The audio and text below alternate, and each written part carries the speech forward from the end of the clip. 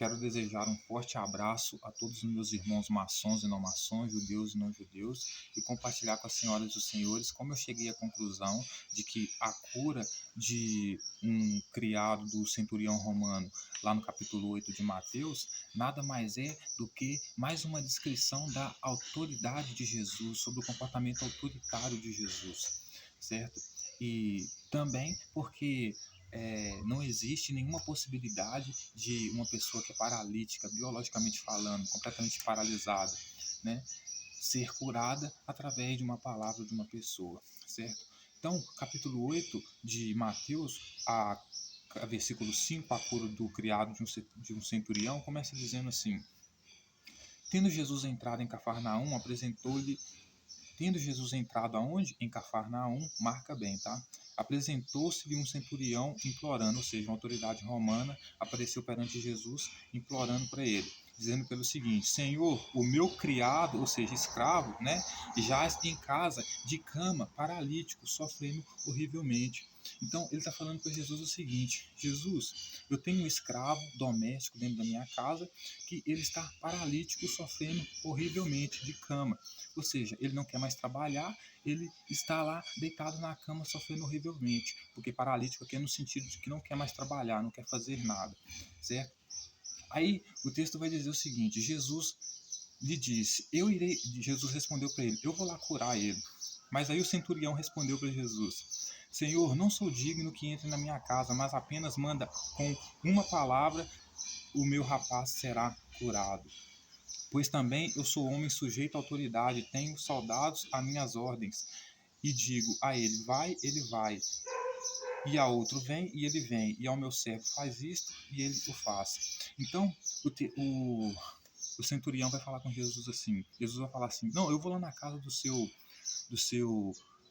vou lá na sua casa curar então o seu escravo lá, fazer ele voltar a trabalhar. Ele olha para Jesus e fala assim: Ô Jesus, você não é digno de ir na minha casa, até porque eu sou um centurião romano, sou completamente oposto ao que você prega, certo? Então não sou digno que você vá lá, mas se você dizer uma palavra, né, ele já vai ser curado, ou seja, ele vai voltar a trabalhar, porque Jesus ensinava para os discípulos dele que os discípulos dele não poderiam ser no reino dele, os discípulos dele não poderiam ser nos servos, não poderiam ser maior do que o Senhor, tinham que estar submissos ao Senhor. Então ele diz o seguinte: se você, Jesus, der autoridade, se você der uma palavra, né, o meu servo ele vai ser curado. Por quê? Porque eu também sou um homem de autoridade, certo? E nós pensamos igual. Então, quando eu digo a um faz uma coisa, ele faz. Quando eu digo a outro faz outra coisa, ele faz, certo? E E se eu digo também para o meu servo fazer isto, ele faz. Só que a coisa ele não está fazendo por quê? Porque ele está de birra, está paralítico, não quer trabalhar mais, está deitado na cama sofrendo muito. Pelos motivos dele lá, mas não interessa para o centurião porque ele quer que o escravo trabalhe. Aí Jesus, ouvindo isto, admirou-se Jesus e disse aos que seguiam: Em verdade vos afirmo que nem mesmo em Israel achei fé como esta.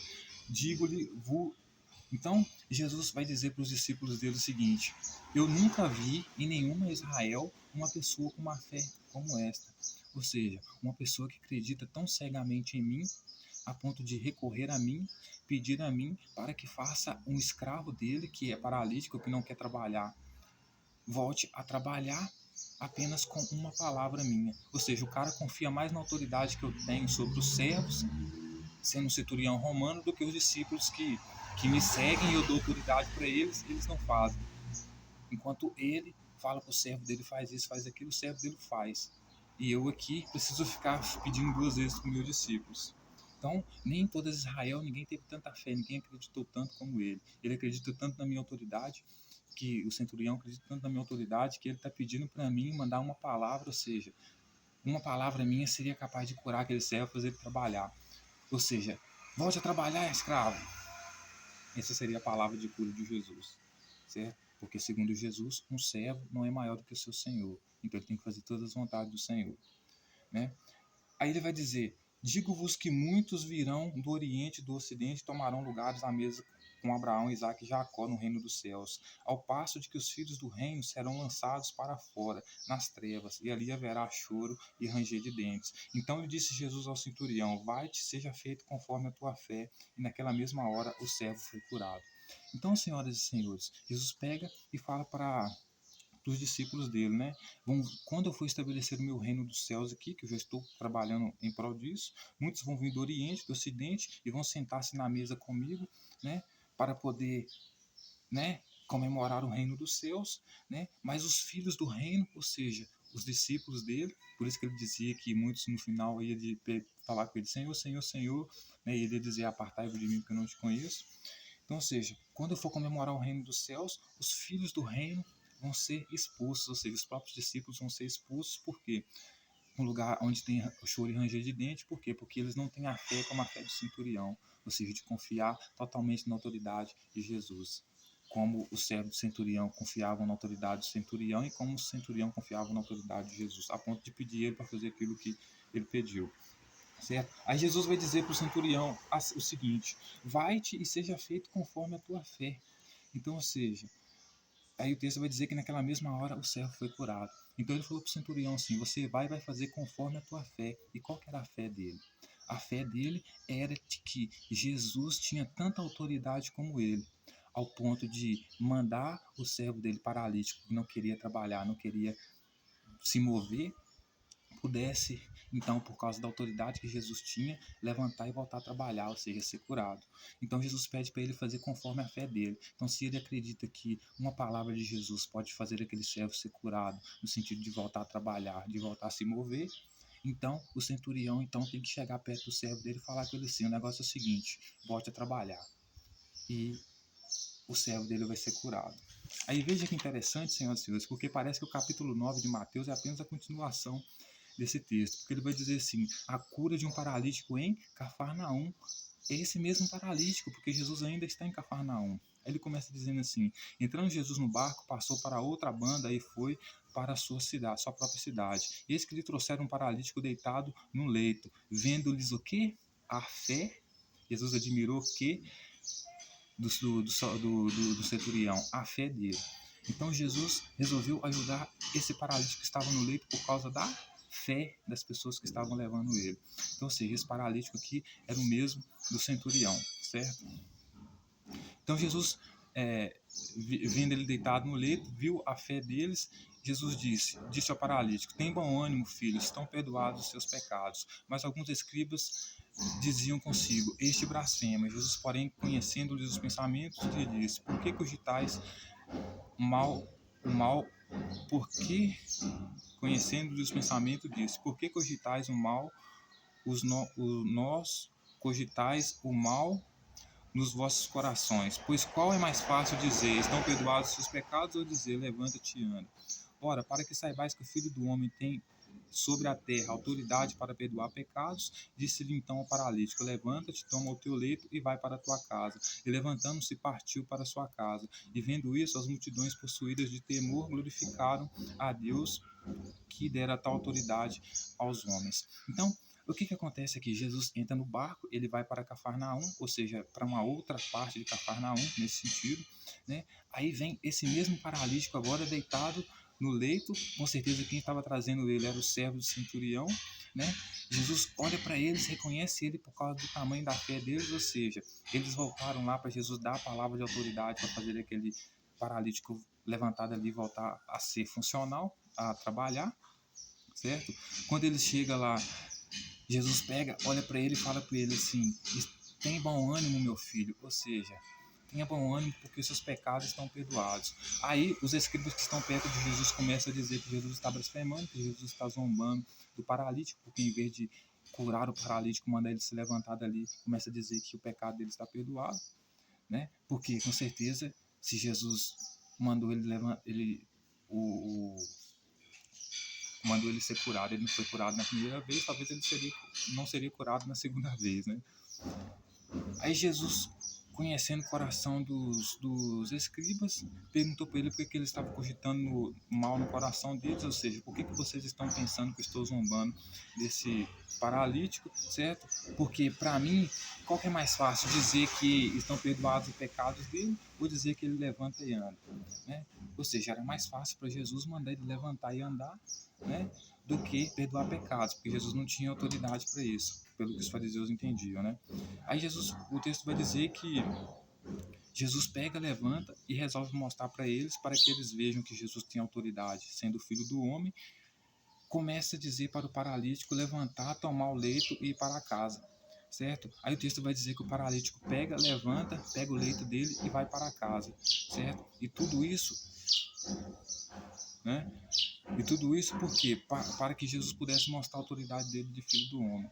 Então, ou seja, Jesus pega, perdoa o pecado dele, coisa que ele não poderia fazer porque ele não tinha essa autoridade toda, a não ser que a autoridade que ele mesmo deu a ele, mas ainda disse para esse paralítico que estava no leito, que era servo do centurião, para que ele pudesse levantar e andar. Então, seja, para mostrar a autoridade dele para os discípulos dele, no sentido de que ele exercia tanta autoridade que conseguia fazer o servo de um centurião romano, que estava paralítico, ou seja, não queria trabalhar, não queria fazer nada, pudesse levantar daquele leito, daquela cama, porque o servo o servo do centurião ficava deitado na cama, no leito, que ele pudesse levantar daquele leito, pegar o leito dele e ir para casa, né? Aí o texto vai dizer que Jesus pega, perdoa o pecado dele e manda ele pegar o leito dele e ir para casa, para demonstrar para os discípulos dele que ele tem autoridade. Ou seja, tem autoridade, tanta autoridade a ponto de fazer um servo de um centurião romano levantar de um leito onde ele estava ali, no leito no sentido de que não queria fazer nada, estava paralisado, pudesse levantar e voltar a trabalhar, porque a cura dele aqui seria ele levantar do leito e voltar a trabalhar, certo? Aí o texto vai dizer que ele, levantando-se, partiu para sua casa. Aí as multidões que estavam ali ficaram possuídas de temor, glorificando a Deus que deu autoridade àqueles homens.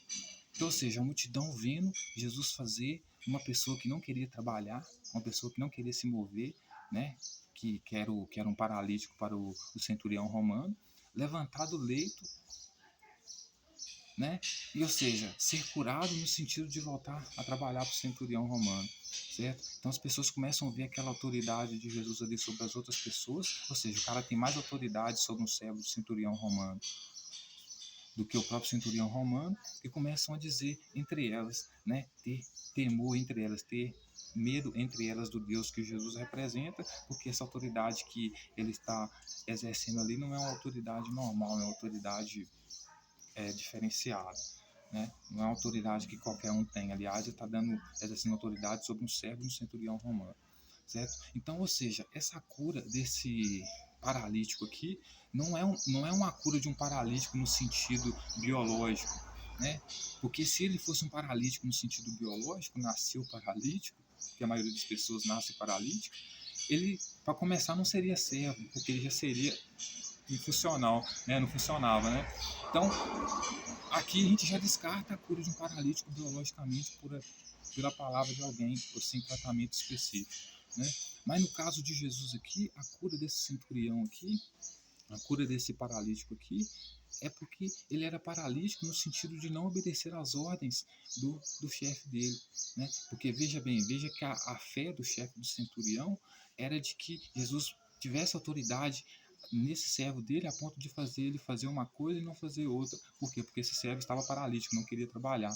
Mas Jesus exerce uma autoridade sobre ele ao ponto de fazer ele trabalhar. Ou seja, Jesus era um autoritário, senhor de engenho, senhor de escravos, nesse sentido.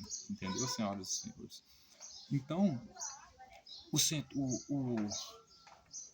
o paralítico aqui não era um paralítico biologicamente falando, né? Porque se ele fosse biologicamente falando um paralítico, nem servo ele poderia ser, né?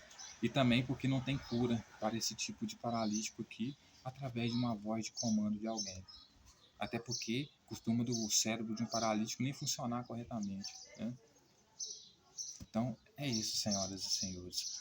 A cura de um servo paralítico aqui nada mais é, né, do que Jesus exercendo o autoritarismo dele, né? Ou seja, fazendo com que esse paralítico voltasse a trabalhar, executando a ordem de seu mestre, centurião, que ia fazer com ele o que ele quisesse. Vai para cima, vem para baixo, entendeu? Fazer ele obedecer ordens. Porque era isso que Jesus ensinava, de que o mestre era maior do que os seus escravos, e os seus escravos jamais eram maior do que o seu senhor, porque tinha que estar submisso ao seu senhor. Então essa é a cura de um paralítico, fazer com que esse paralítico voltasse a trabalhar.